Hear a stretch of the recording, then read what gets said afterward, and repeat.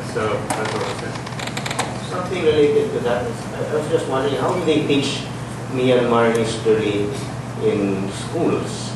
Do they bring in all the minority groups, or do they teach it from the dominant group's perspective?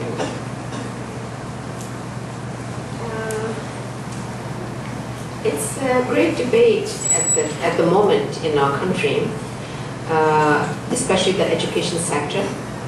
And I think we need to rewrite school books, and we have to review and reflect the current histories as well. I think this should be part of the reconciliation process.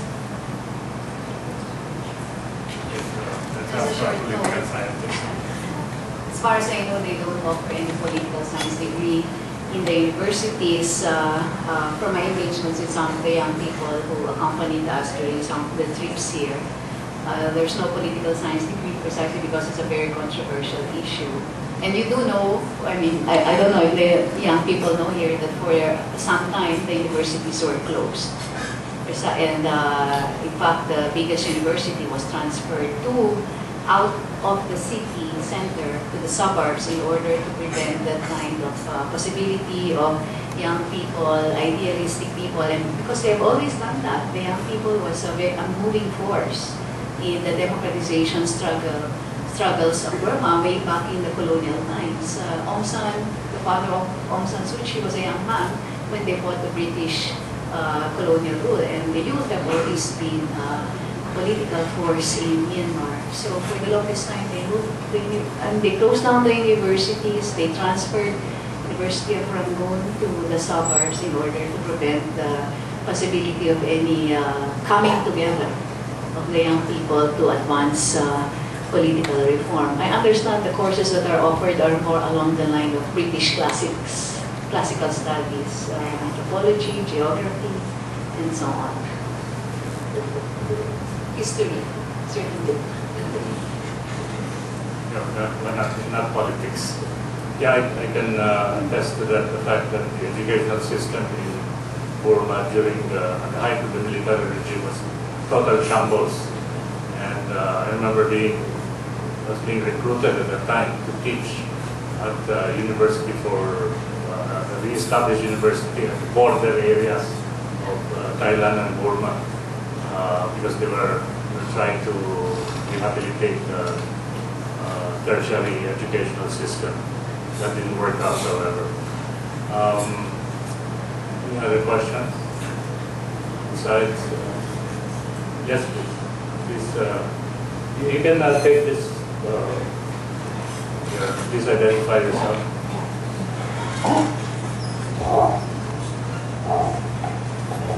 I am Abraham from Zambia, but I've stayed for a long time, almost 16 years in the Philippines. I just want to situate myself. Part of our introduction was one of the senior management members is here, Mr. Jala. So he's part of our Institute of Formation Fundación Asia. So we came also as a team of 23 persons, just to give solidarity to the presentation, because we run an institute of formation that trains young people in development leadership and pastoral leadership from different parts of Asia, almost 10 to 11 countries every year. And students are coming from different contexts of this conflict and other issues involved. So every year we are listening to the stories, experiences of young people of this kind. And as some people say, we operate from the faith perspective because we're a church-based institute or organization, but training young people for leadership in church and society. As some people say, what affects the stomach affects also the whole system. We can preach to people, but if we don't provide something for their stomach, it still remains a very big problem in that sense. So we have a role to play also in that sense. we just came to give solidarity to this presentation, and I'm very happy also for the reaction that Professor Miriam gave. It helps us to understand much more the context of what we are talking about here. Yesterday, on Saturday, actually, we were prepared a little bit on what this presentation is all about. And part of the presentation was more on, in the northern part of Myanmar, there is a region that is very famous in, can call opium. Yeah, we just say everybody understands. So, of course, everybody knows it's not allowed. It's not allowed, it's not legal. And when there's an alternative to say the community cannot continue to use or even to make their livelihood in this context without alternative, that becomes also very problematic. But people are living within that and how to do that. I'm just bringing up this to connect to what we are saying a while ago, to say sometimes when there is no equal share of power and resources, it becomes very problematic in terms of how to go about some of these issues that at the end of the day comes back to the cultural conflicts and all that. So I just wanted to raise that and also to say thank you so much for sharing with us this. Yes, please. Hello, I am Christopher from UP Department of History. I have two questions for Madam Seng Raw. The first one is, what is now the current role of the military since there was a recent shift of government? Because we all know that one of the concrete changes that was implemented by the regime was the shift of the capital from Yangon to Naypyidaw. Because actually I was able to visit Myanmar last year, May, and when our bus stopped somewhere near Naypyidaw, I was discouraged to take photos, so I felt some quite afraid. So are there plans that the capital will now come back to Yangon, or it will still stay in Naypyidaw? Because I learned that Naypyidaw was somehow planned after the Putrajaya of Malaysia, the capital inside the forest. So that's the first one, ma'am.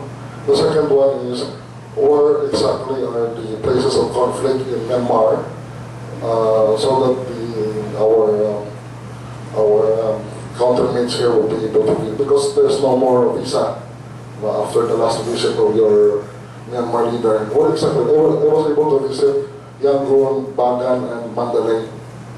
So are the conflicts only in the north or in the other side of the country? That's my questions. Thank you. So this basically is about what exactly is the role of the military now. Are there any other questions related to the role of the military in Burmese or Myanmar society? Not please, Seng Raw. Thank you. Your first question, current role of the military. According to the 2008 Constitution, and currently that is the Constitution, we abide by that, military is the most powerful bloc in the parliament. Earlier, Professor Ferrer also mentioned about that. 25% are selected military personnel in the parliament, and the other 52% are the military-backed USDP, Union Solidarity Development Party. So, and then according to the Constitution, you need at least 75% approval to change any, to amend any Constitution articles. So that gives the military, full power, and it is not, I would say, we are not in a good position when the power of amending the constitution is in the hands of hand-picked legislatures, so to say. And at the moment, people are talking, also the government is talking, oppositions are talking, everyone is talking about constitutional amendment, but it will be very difficult. And also, when we talk about feudalism or changing anything, I think the most important would be redefining the military's role in the country. I am very encouraged to hear about the progress made in your country, in the Philippines, about the ceasefire processes. But still, in our country, the process up to now is top-down, and there's no room for independent monitoring mechanism like you have. I heard also about the international monitors are take part in the process. Now, with us is independent,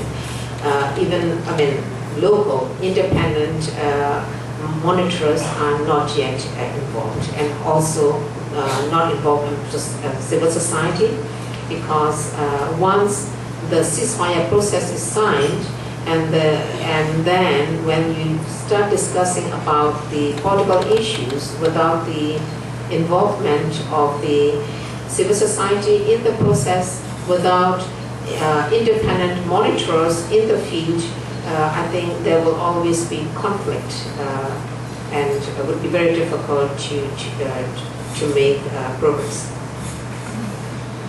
You talk about moving the capital from Yangon to Naypyidaw. It's also one of a very difficult to understand the change. So it has changed, and that's it. And like any other changes made, changing the flag, changing the constitution, there's no meaningful participation of the people, even the upcoming UN-led census. So I think all this still show that the governance is the same as before. You talk about conflict. Sadly, there are still conflicts in the different parts of the country, not just in Kachin, but also in the Shan states as well. That is where we need independent monitors. Without that, the troops would encroach us. If you look at the conflict, it's always in the ethnic armed groups area. So the encroachment is made by the government troops. So as long as there would be encroachment, then it would always be clashes. People would always flee. It's a very strange and I would say rare phenomenon that civilians are fleeing from the government troops that sworn to protect them. So that is still today. Thank you, Abraham, for your input.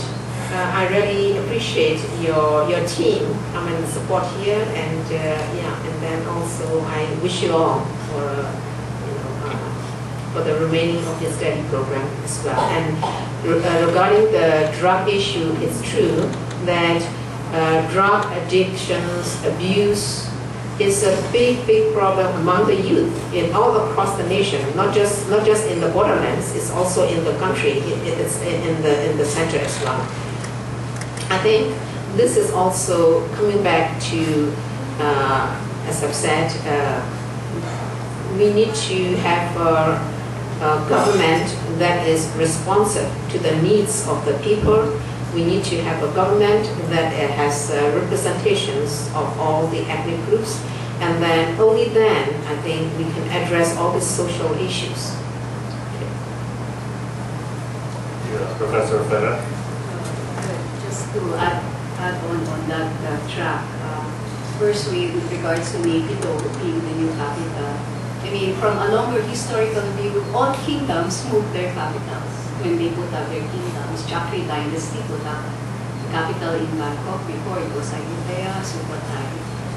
Of course, the kings in the past, the same way with Burma. So that's sort of kind of the long view. And indeed, it's we held our meetings in that place. It's a grand place. Very. You can imagine how difficult it will be to stage a demonstration in that area with a very huge roads. You need a lot of people to fill it up and make a big presence. But we did ask the same questions to our host at the time, and the reasons that were given was, one, there's hydropower there, which means it has good electrical supply.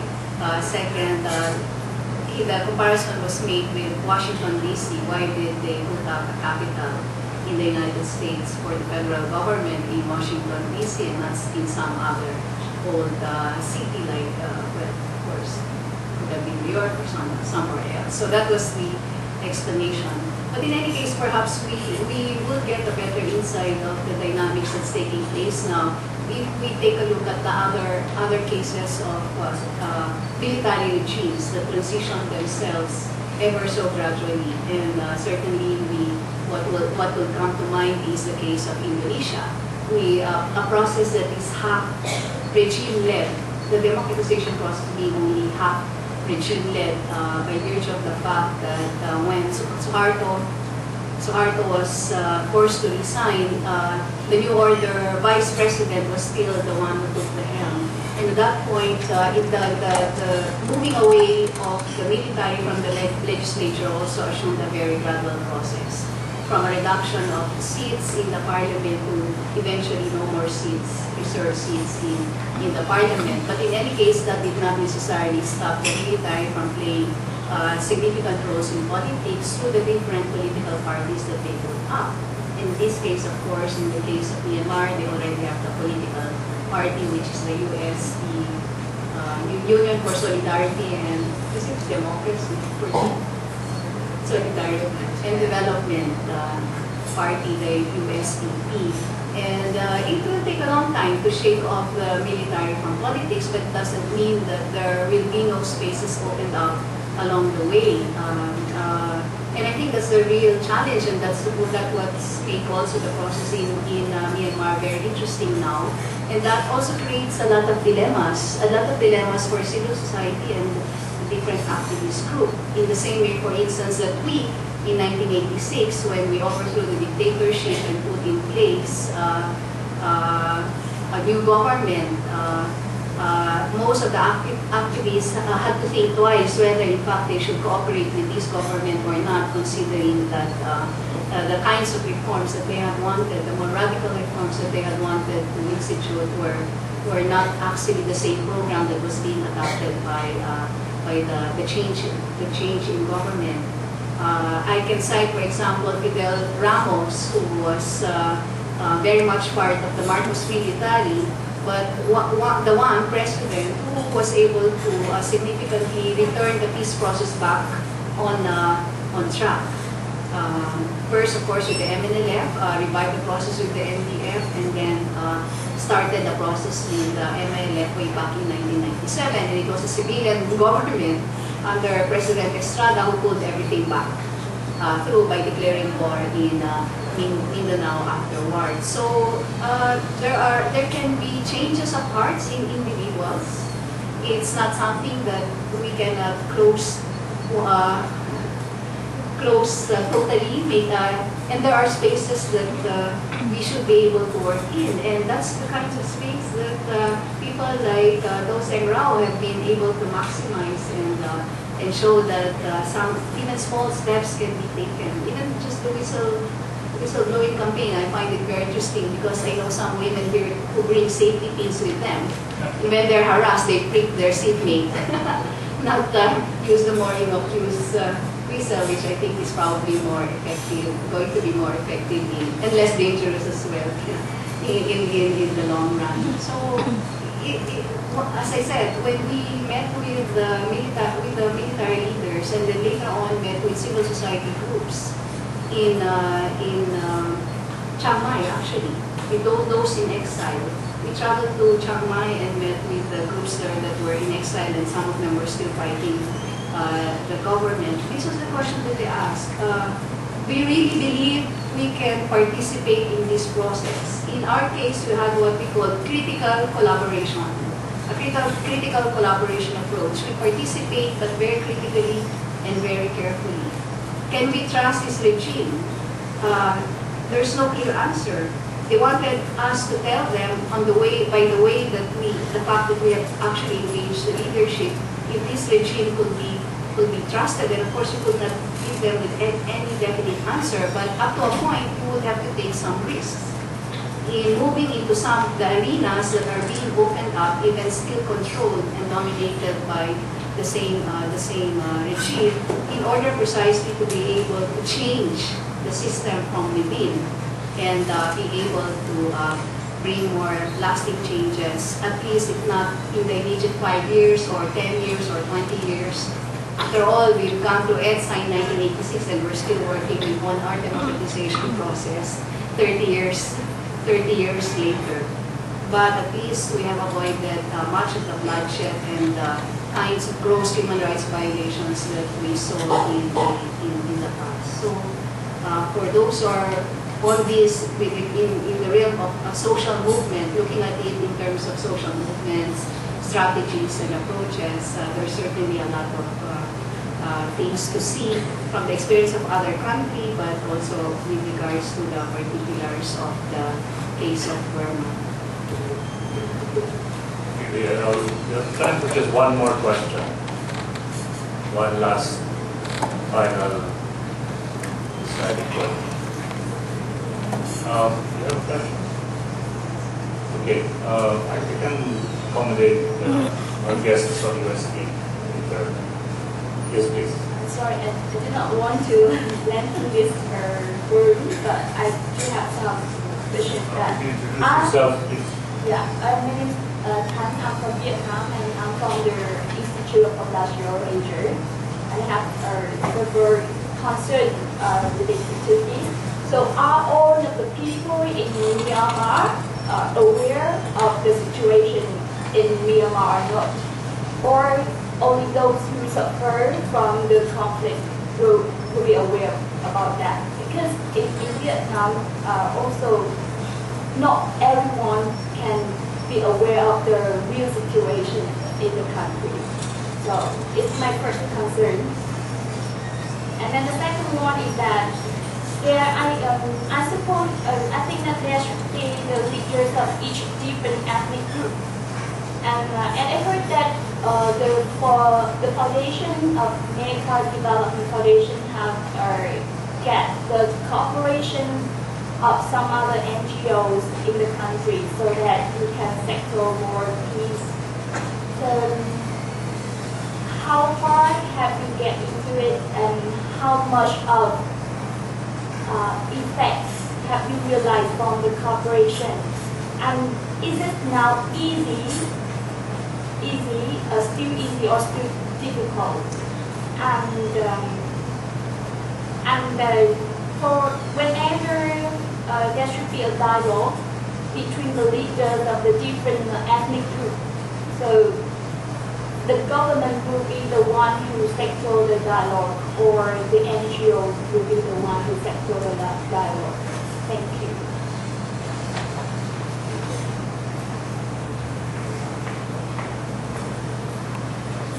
Thank you so much, Tam. Your question, if we all realized what is really happening in different corners of our country, I would say no, especially in the past. But now since 2011, we have better communication, like radio, telephone. Before, our telephone SIM card cost, the first one, cost me $2,800. But now today you can have for $100. So communication is better, news travel fast. So this would not change. I think this is a very good development in our country. But I was last year at the refugee camps, in one of the refugee camps in Cochin, and I found a family from Rakhine State. So I was asking her, how did you end up in this refugee camp? I thought they would be all from Cochin State or Madan Shan. And she said no, there was the problems, violence in her village in Wijakine. So she sold everything, packed the money, and went to Kachin State to Pakan. It's a jade mine. So only when she reached halfway to Pakan, she was turned back by the military because you cannot go further because there's a conflict fighting in the area. So I asked her, oh, don't you know that there is a fighting in Kachin? She said no.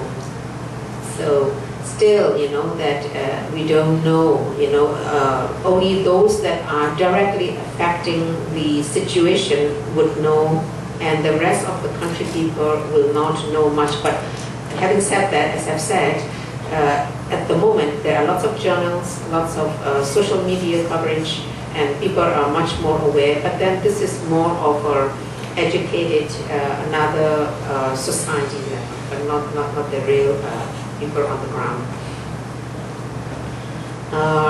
You talk about the Mekong movement within the country. One of the, I would say, for me, is one of the best that happened with placing government is we have lots of space for civil society. Civil society can voice, yes, there are certain limitations, but compared to the last years with the previous governments, today we can voice our grievances openly. And the Daw project is also one example. Because of the civil society movement, joint movement, instead of resettlement villages, they were about, I forgot now the numbers, there were about over 30 villages are supposed to move by force, short notice. But then because of the civil society movement, only about less than 10 now have to move. But still there's a big process of accommodating this, you know, villages. And that on 14 March, at the International River States, we are also planning, I mean, we mean not me, but many of the social activists and mobilizers are now working to have a big gathering addressing the environmental issues, addressing so-called these national projects along all the big rivers, including the Irrawaddy, Tan Luan, and others. So I think such things are big development in the country, and we have much hope for that. The third one, I think you said whether the peace process is led by the government or the NGOs. I would say government, and with the response of the armed groups. The NGOs have a very limited role, but in Kachin content is, I showed earlier the plate that civil society can also bring the, compound the concerns of the communities, and then they in turn can put up to the Kachin Interest Organization so that they address this issue in the dialogue with the government. In the other armed groups as well, there are civil societies members that would work closely with the armed groups. But in a formal setting, there's no NGO participation as yet. So this is something we need to work on. A question from our visitors from the other side of town. Please identify yourself.